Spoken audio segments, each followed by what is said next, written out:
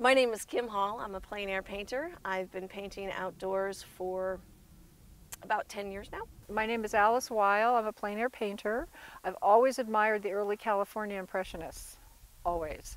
Miriam Wachtell, Granville Redmond, the list is huge. One of the reasons I paint outdoors is because we live in California, and this is a December day, and look at it, it's gorgeous. It's 65, 70 degrees outside, and we can still hang out outside. It's just a basic French field easel, and this one's ancient.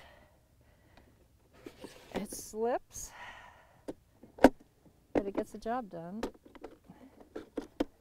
A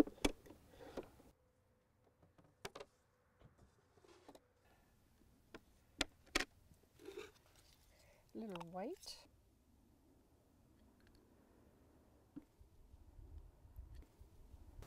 The first thing I do is stain my canvas. The first part's kind of an intellectual experience. You compose. So I'm going to lay in a monochromatic, which is just one color, like a drawing. All right, so I have my darkest darks, and that's what I've really tried to put in here. A couple shades of green for my dark greens, a warm and a cool. What attracted me to this was the shadow, all the shadows on these wonderful trees. There's a lot of warm light going on in here. So I actually edit color a little bit. I like a warmer or cooler yellow. Now the sky will be next because I have to get some, I have no idea really how dark that is without the blue sky. And you'll see the blue against the darks, which helps to pop. I usually start out with a sketch to help me figure out values and patterns and to set my composition. I'm doing this grove of eucalyptus, and during the wintertime, because of the angle of the sunlight, and the atmosphere with the rains recently, it's created this nice haze, and there's some nice distance going in there.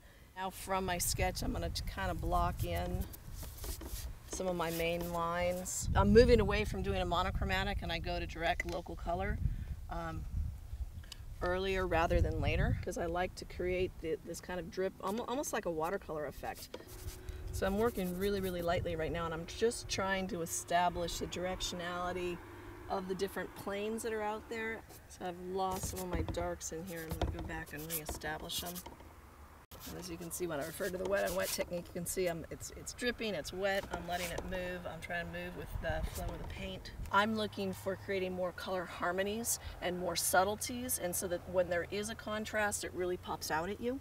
I have white, cadmium yellow, yellow ochre, transparent red oxide, alizarin crimson, which I just put on there. This is a purple that I really am not happy with the color, ultramarine blue, and then phthalo green and Payne's gray. There's nothing worse to be painting and have the exact right color, and then all of a sudden it's gone and you've used it all and you haven't created quite a big enough pile. But now I'm going to also be using some painting medium, which is a mixture of linseed oil and varnish, but it also gives us this real slick, like buttery feel to it.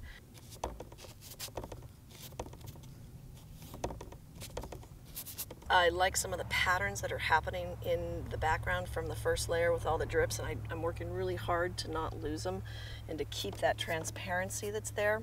This type of painting is meant to be seen from across the room, not up close. But in order to see how the masses are working and the lights are working, you really need to step back and get some perspective on it. I'm mixing a little bit of color.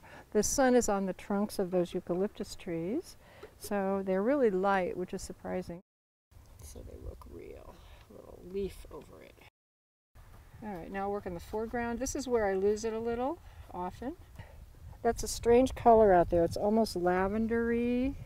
It looks like gray. So the end of the painting is really about popping, for me, popping the lights and darks. It's really important to step back. If you get too close to it, you really do mess it up. Like this needs some warm notes, it needs some cool notes. Definitely needs some notes to pop the foreground, and that sounds like music to me.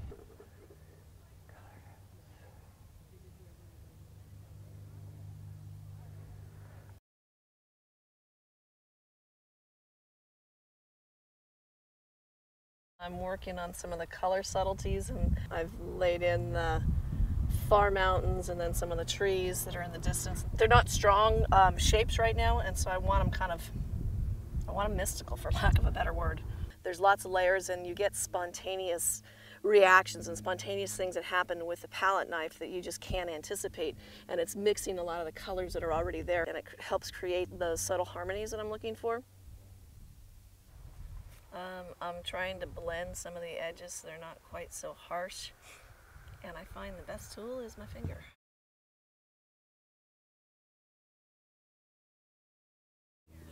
So to clean up, I scrape all these different painting piles and all these different values together. It looks like I have a warm gray and I'll have a cool gray.